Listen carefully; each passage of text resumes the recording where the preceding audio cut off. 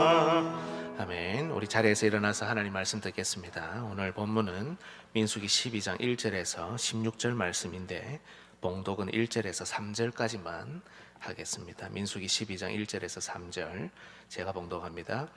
모세가 구스 여자를 취하였더니 그 구스 여자를 취하였으므로 미리암과 아론이 모세를 비방하니라. 그들이 이르되 여호와께서 모세와만 말씀하셨느냐 우리와도 말씀하지 아니하셨느냐 하며 여호와께서 이 말을 들으셨더라. 이 사람 모세는 온유함이 지면의 모든 사람보다 더하더라. 아멘. 자리에 앉아 주십시오. 오늘은 권위에 대한 말씀입니다. 우리가 권위에 대해서 생각할 때 이것은 우리에게 많은 질문을 던져줍니다. 권위란 도대체 무엇인가? 권위는 어디에서 올까? 권위는 어떻게 세우고 또 어떻게 사용하는 것인가? 이런 기본적인 질문에서 시작해서 나는 권위에 도전적인가 아니면 수용적인가? 저 사람 혹은 나에게는 어떤 권위가 있는가? 나의 권위 혹은 저 사람의 권위는 지금 인정받고 있는가? 아니면 도전받고 있는가? 무슨 문제가 있는가?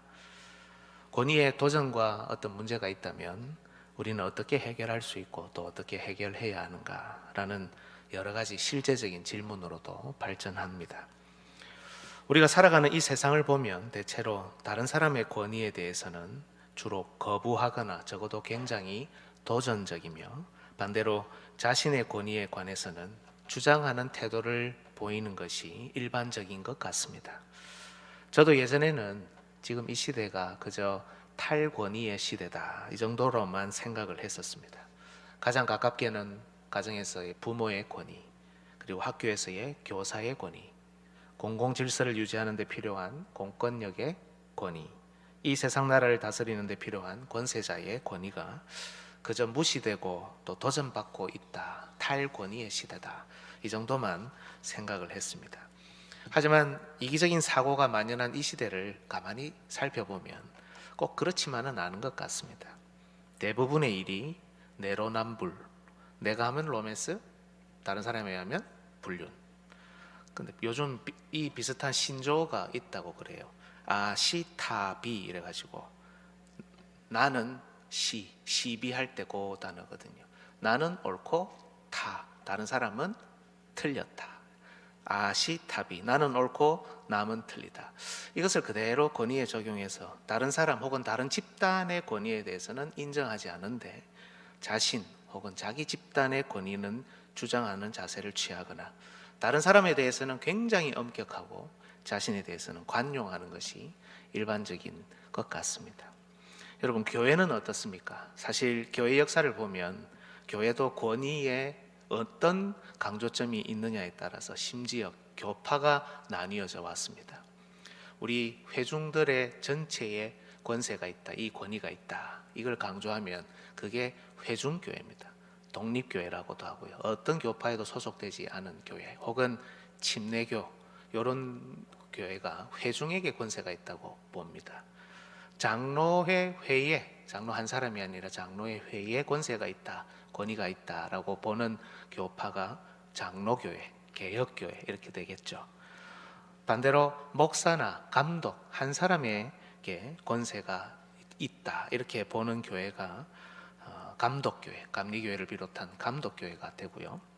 위정자들이, 세상에 다스리는 자들이 교회에서도 권세가 있다 이걸 강조하는 교회가 루터파 교회, 그 다음에 국교회, 성공회 이런 교회를 말하죠.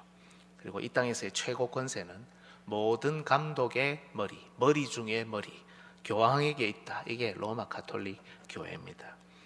이걸 보면 교회는 처음부터 권위의 문제와 씨름했다는 것을 알 수가 있죠. 모든 교파가 다 옳은 것은 아닐 테니까 여러분, 사실 기독교 세계 안에서 이 교회들, 교파 가운데 대부분은 권위에 대한 편협하고도 잘못된 시각에 의해 좌지우지 되어 왔다 이렇게 해도 과언이 아닐 겁니다. 이것은 교회 안의 여러 문제에 대해서도 마찬가지입니다. 잘 생각해보고 살펴보면 모든 것이 권위의 문제와 직간접적으로 연결되어 있는데 이 권위를 바르게 이해하지 못하는 경우가 많습니다. 여러분은 혹시 나에게 권위가 있으면, 나는 권위가 있을 수 있잖아요. 어떤 것이든 나에게 권위가 있으면 다른 사람에게는 권위가 없다라고 생각하지는 않습니까? 그렇게 행동하지는 않습니까? 다른 사람에게 권위가 있으면 반대로 나는 아무 가치가 없는 사람처럼 생각하지 않으십니까? 혹은 나는 사랑받고 존중받을 아무런 가치나 권위가 없다고 생각하지는 않습니까? 내가 아프니까, 내가 나이가 많으니까, 나는 많이 배우지 못했으니까, 지금 어려운 일을 당하고 있으니까, 나는 가난하니까, 이런 이유로 나는 그런 권위조차 가치조차 없다 이렇게 생각하지는 않느냐는 겁니다. 비록 나의 권위는 올라가지 않는다 하더라도, 못 올린다고 하더라도 다른 사람의 가치를 떨어뜨리고 시기하고 질투하고 험담해야, 그래서 다른 사람의 권위를 깎아내려야 나와 비슷해진다는 이런 타락한 본성의 지배를 받고 있는 것이 아니냐는 겁니다. 나와 다른 성도에게 권위가 있는지도 모르는 경우가 많고요. 어른이든 아이든 간에. 그리고 목사, 장로, 집사, 권사, 또 교회의 중요한 직분, 이 직분이 가진 권위의 한계와 범위도 잘 모르는 경우가 많습니다. 이 시대의 교회를 잘 살펴보면 많은 분쟁과 갈등은 바로 이런 오해에 기초하고 있습니다. 탈권위를 넘어서 내로남불, 아시타비의 풍조에 교회도 휘둘립니다.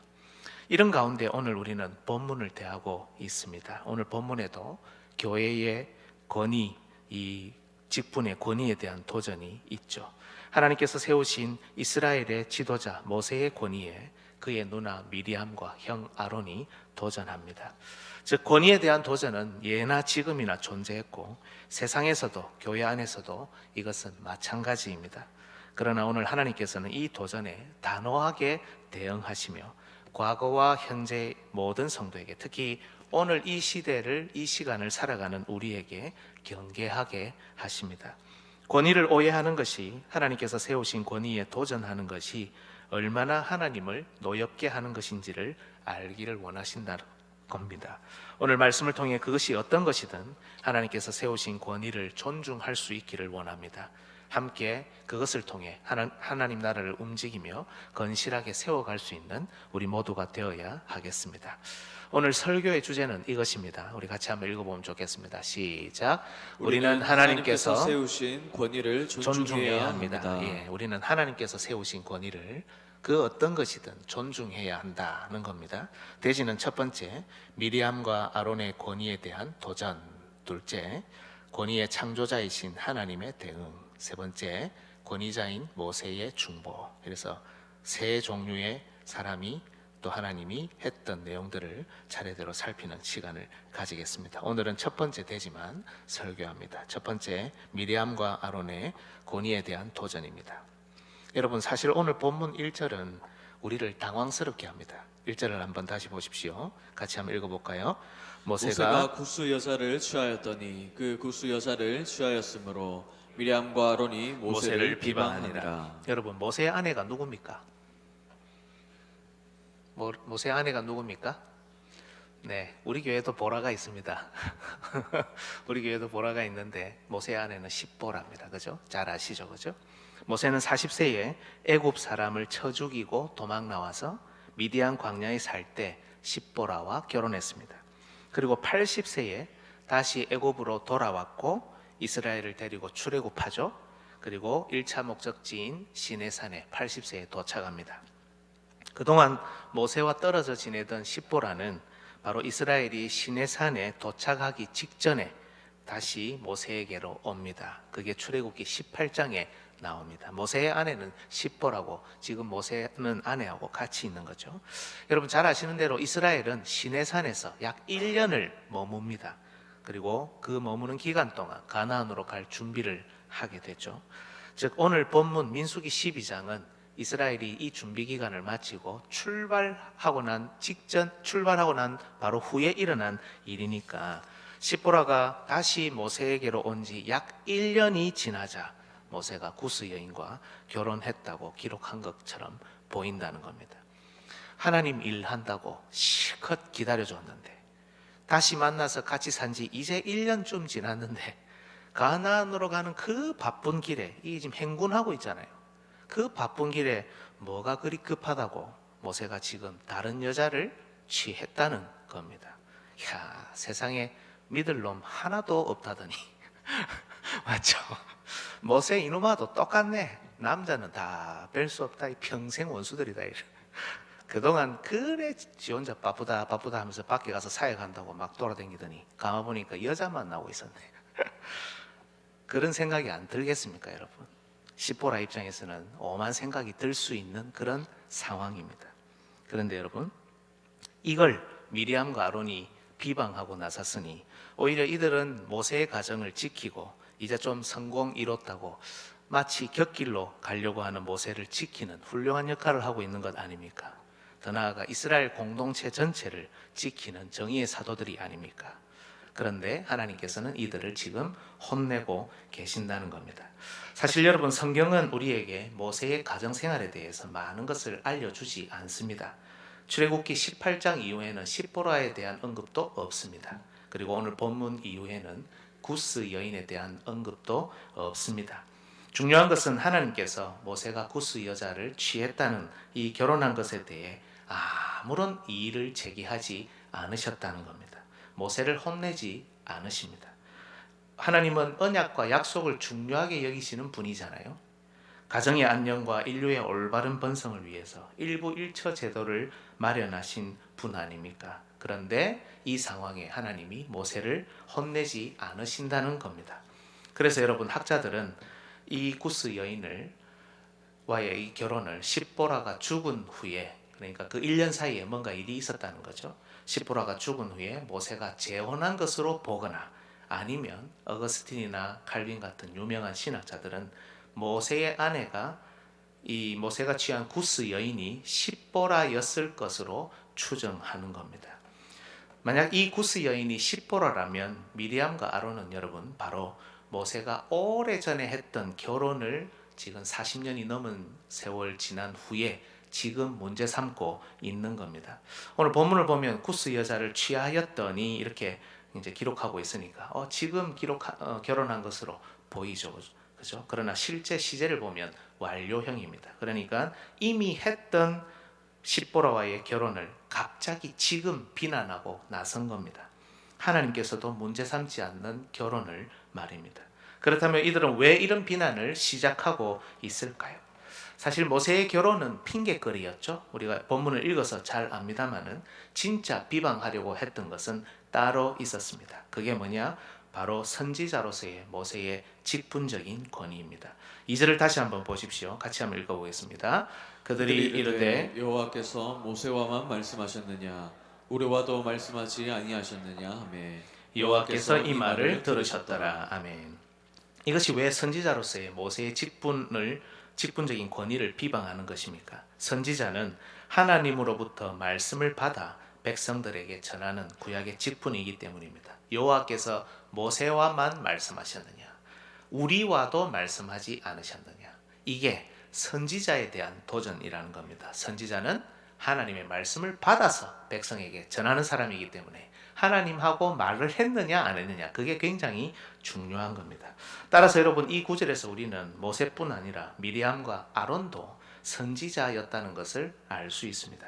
여러분, 출애굽기 15장 20절로 21절을 보십시오. 제가 읽어보겠습니다. 아론의 누이 선지자 미리암이 손에 소고를 잡으매 모든 여인입니다.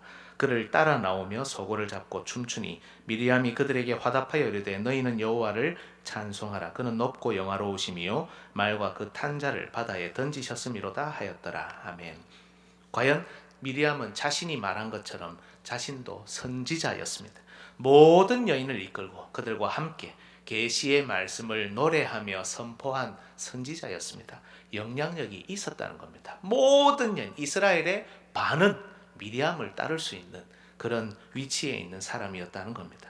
또한 대제사장으로 세움을 받은 아론에게도 선지자적인 기능이 있었다는 것을 알 수 있습니다. 출애굽기 4장 27절을 보십시오.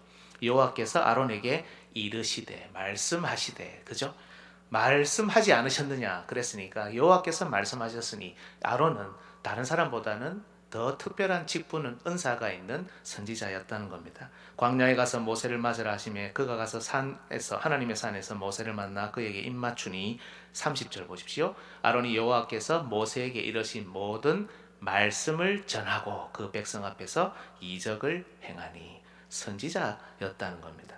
즉 이들에게도 하나님께서는 선지자의 직분과 역할을 허락하셨고 그 사역에 필요한 권위까지 주셨다는 결론입니다.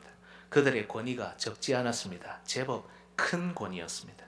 즉 미리암은 출애굽과 광야 시대에 모든 여인을 이끌 수 있으며 그들에게 계시를 선포했고 아론 역시 유일한 대제사장으로서 사역에 필요한 계시를 다루며 그 역할을 감당했다는 겁니다. 그런데도 이들은 하나님께서 똑같이 세우신 선지자로서의 모세의 권위를 비방하고 나섰습니다.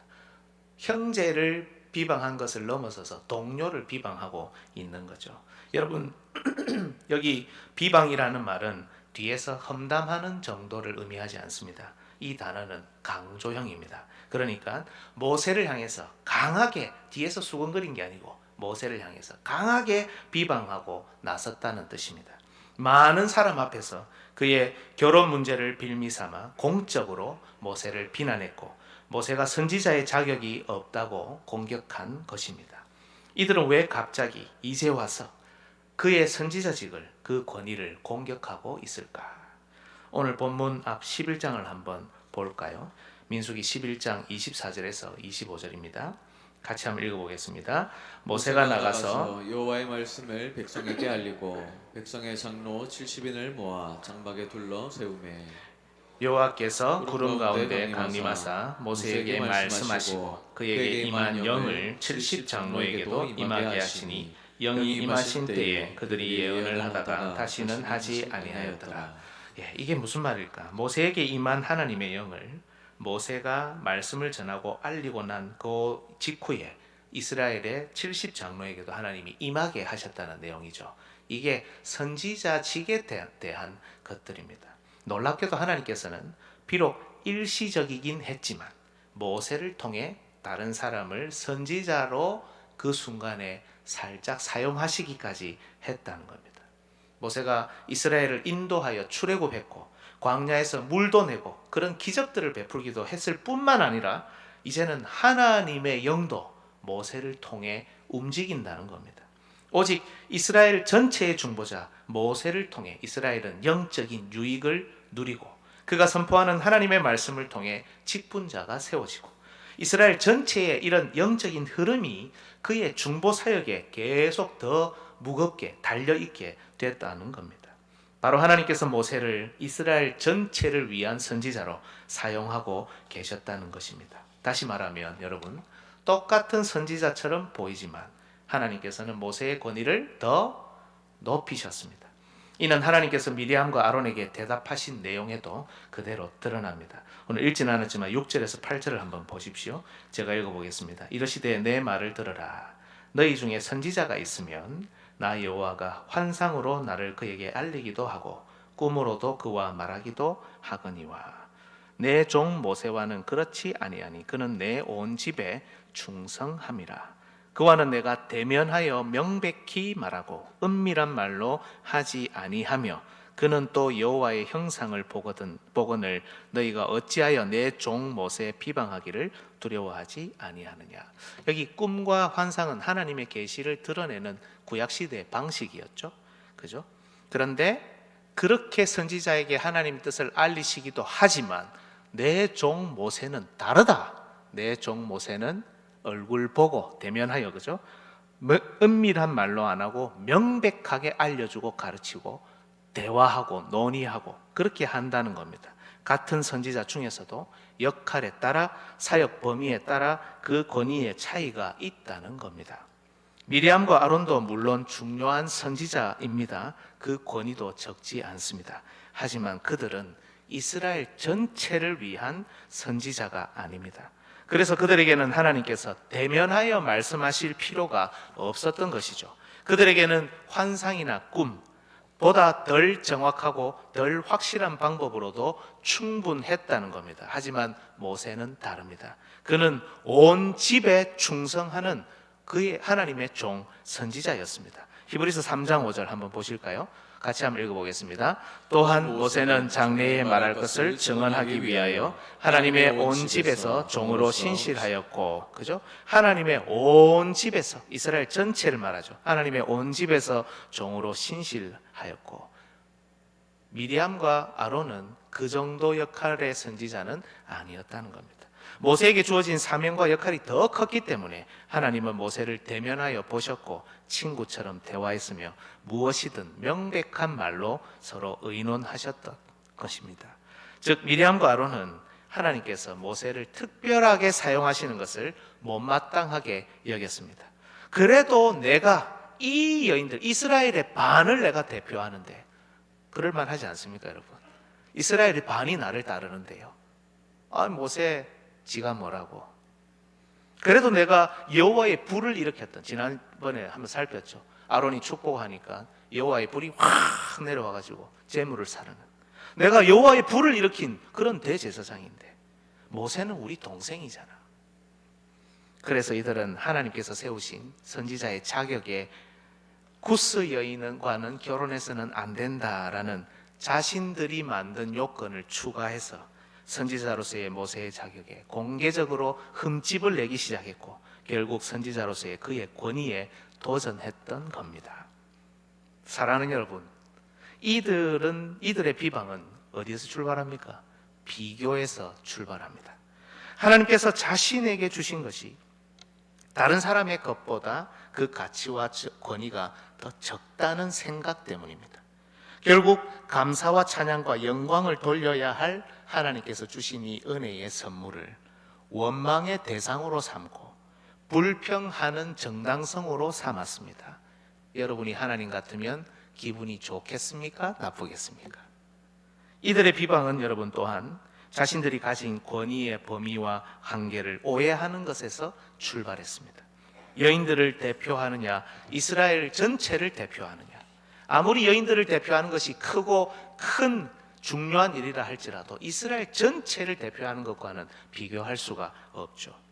환상과 꿈으로 하나님의 계시를 받느냐 아니면 명백하게 대면하여 분명한 말로 계시를 받느냐의 차이를 여러분 인정하지 못했던 겁니다.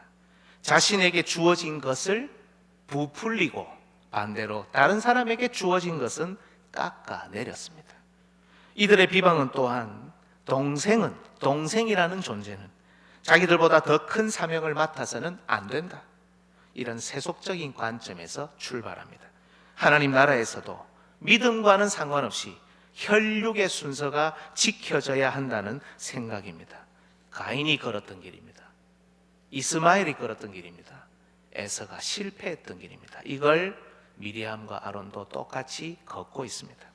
이들의 비방은 또한 결국 하나님께서 그들을 인도하시는 방식을 인정하지 못하는 것에서 출발합니다.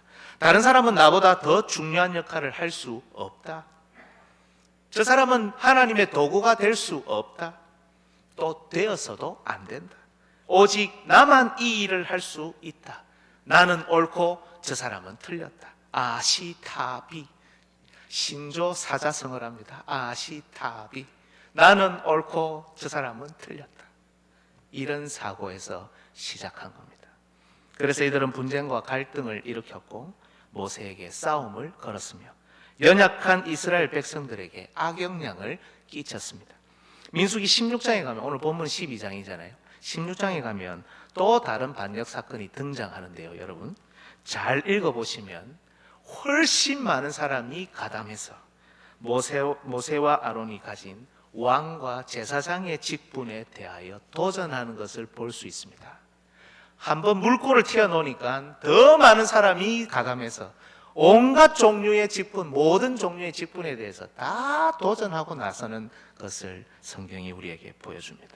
한 사람의 불신앙이, 한 사람의 비교의식이, 한 사람의 감사하지 못함이, 한 사람이 하고 있는 오해가, 한 사람의 세속적인 관점이, 한 사람의 교만이 이스라엘 전체를 더 깊은 수렁에 빠뜨린 겁니다. 이 어디서 나오는 소리입니까?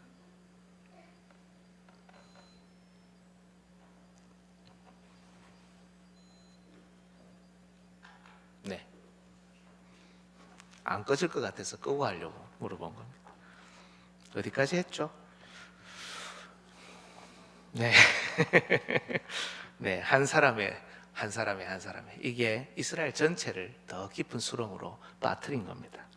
여러분, 결국 이들은 이 순간에 잘 생각해 보면 하나님을 제대로 믿지 못했습니다. 자신들의 방식과 생각이 하나님의 것보다 더 옳다는, 자신을 스스로 하나님의 자리에 앉히는 에덴 동산에서의 실패가 다시 이 광야에서 이 사건 때문에 일어난 겁니다. 사랑하는 여러분, 온 교회의 머리이시오 중보자로 이 땅에 오신 주 예수 그리스도께서도 이보다 더한 일을 감당하셨습니다. 사실 그리스도의 권위는 모세보다 비교할 수 없을 만큼 크셨죠. 그런데 한번 보십시오. 히브리서 3장 6절, 그리스도는 하나님의 집을 맡은 아들로서 그와 같이 하셨으니, 모세는 하나님의 집 맡은 종이었는데 이 그리스도는 하나님의 집을 맡은 아들이셨습니다. 권위가 비교할 수 없습니다. 그런데 그리스도는 모세보다 더 심한 비방을 너무 많이 들어야 하셨습니다. 마가복음 3장 21절 보십시오. 예수의 친족들이 듣고 그를 붙들러 나오니 이는 그가 뭐 했다고요? 미쳤다. 저놈 미쳤다. 이런 비방을 들어야 했습니다. 마가복음 3장 22절 한번 보십시오. 예루살렘에서 내려온 서기관들은 그가 바알세불이 집혔다 하며 또 귀신의 왕을 힘입어 귀신을 쫓아낸다 하니, 이런 비방도 들어야 했습니다. 귀신의 머리다, 귀신의 왕이다. 마가복음 11장 19절 한번 보십시오. 중간에 그 노란색 글자 한번 읽어보겠습니다. 시작. 보라, 먹기를 탐하고 포도주를 즐기는 사람이요 세리와 주인의 친구로다. 먹기를 탐하고 포도주를 즐기는 사람이다. 세리와 죄인의 친구다. 마가복음 26장 65절은 어떻습니까? 이에 대제사장이 자기 옷을 찢으며 이르되 그가 신성모독하는 말을 하였으니 어찌 더 증인을 요구하리요? 보라, 너희가 지금 이 신성모독하는 말을 들었도다.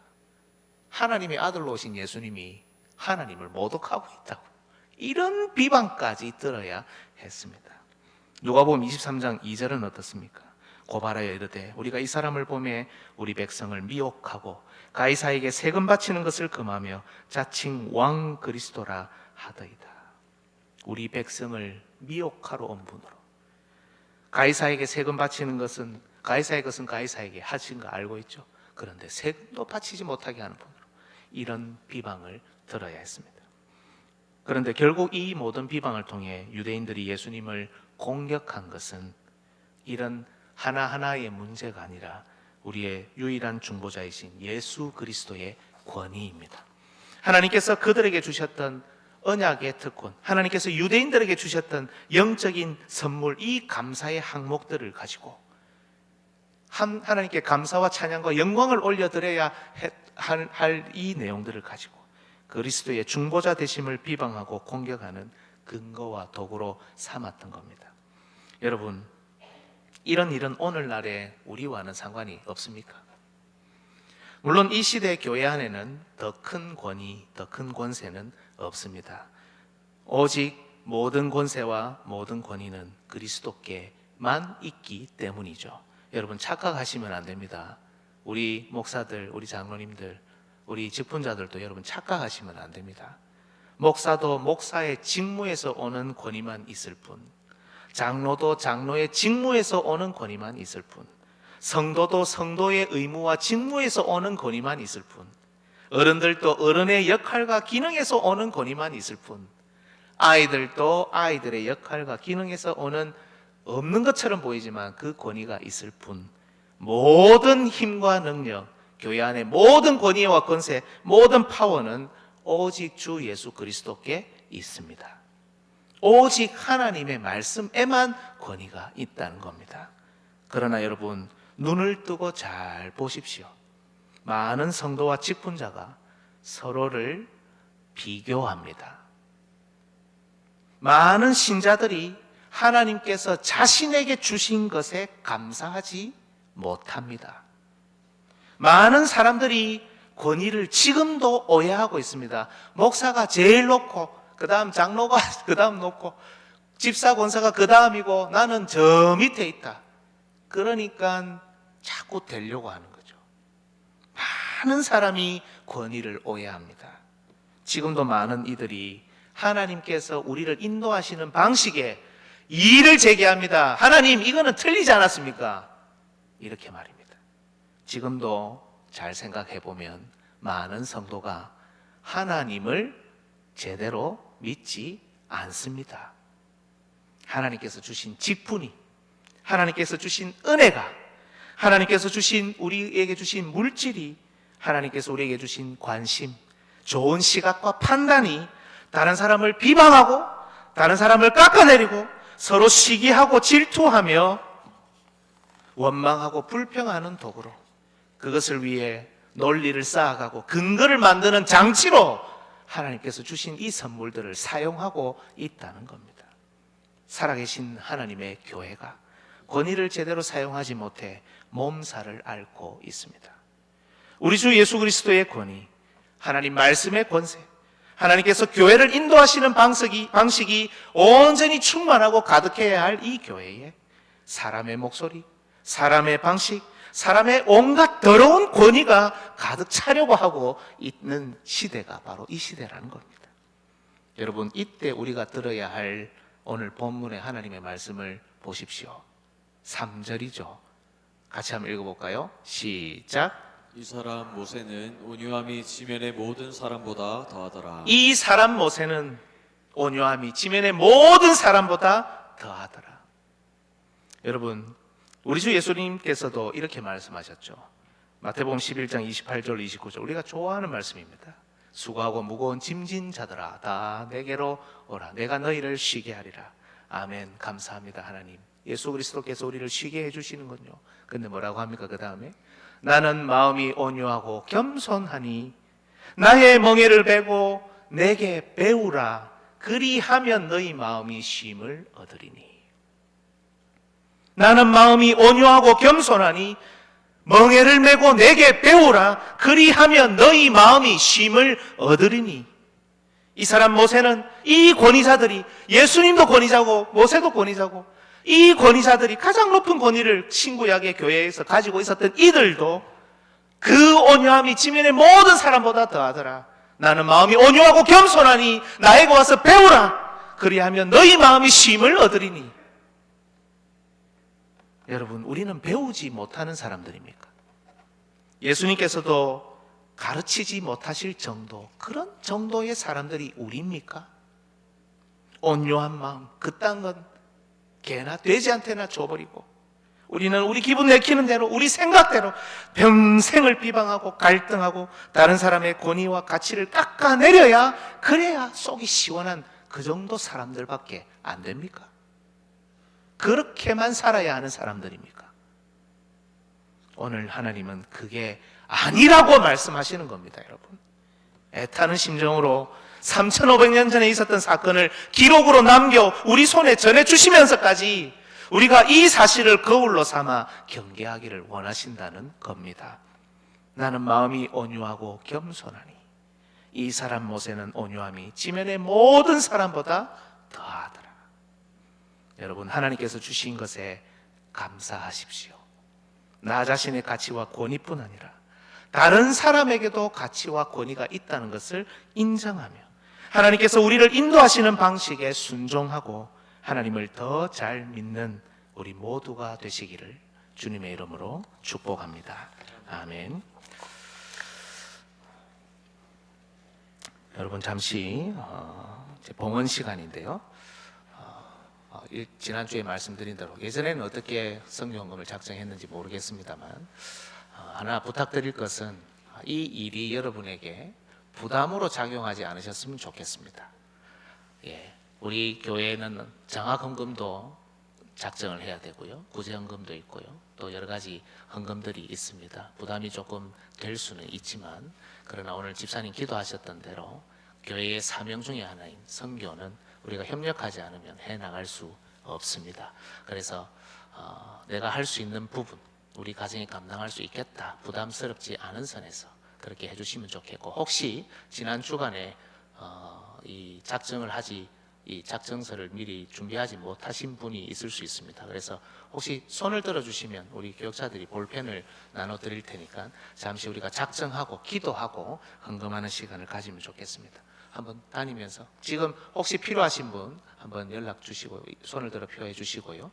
네, 다 하셨으면 네, 같이 기도 한번 하고 우리 하면 좋겠습니다.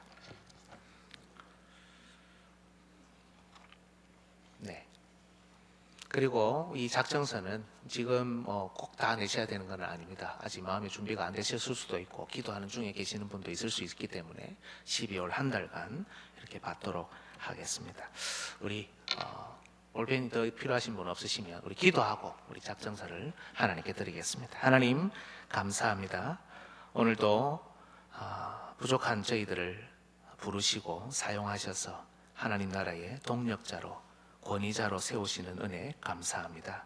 우리가 가지고 있는 가치와 권위를 중요하게 생각하고 또 힘있게 받아들이고 하나님 나라를 함께 힘있게 짊어지고 갈 수 있는 권위자들로 설 수 있도록 주님 인도하시고, 이러한 고백과 함께 내년도 우리 교회가 걸어갈 선교를 위해 함께 작정하고자 합니다. 하나님께서 이 시간에 우리에게 은혜 주시고 복 주시며 기쁨으로 마음으로 하나님의 교회와 동행하기를 원하는 자들에게 신령한 은혜와 복으로 채우시며 쓸 것과 필요한 것들을 공급하시고 교회와 함께하고 하나님 나라와 함께하는 기쁨과 즐거움이 가득할 수 있도록, 또 우리의 인생을 하나님께서 인도하시는 것을 경험하며 살 수 있도록 주님 역사하여 주옵소서. 감사드리옵고 예수님의 이름으로 기도드리옵나이다. 아멘.